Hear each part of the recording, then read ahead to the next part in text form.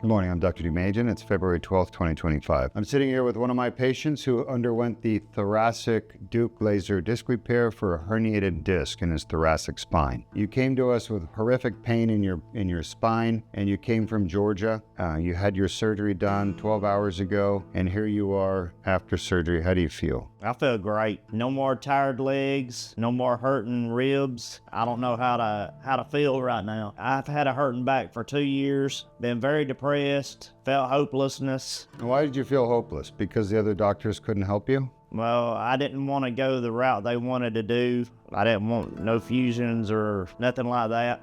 I was on the verge of giving up. I didn't basically want to live no more. And I told myself that I can't do this no more. And I did. I got online, just happened one day, type in back surgery on YouTube, and I seen Deuk spine. So I started looking and watching, and I was like, I'm going this route. I'm glad I did. You can actually see we did your surgery yesterday in the thoracic. It was not easy to get into the disc, but we eventually did. Fixed your T8-9 herniation. You could see the laser in there cleaning up the pieces of herniation that were causing all that pain. Now here you are. When did you realize the pain was gone? Immediately after I woke up from surgery. Yes.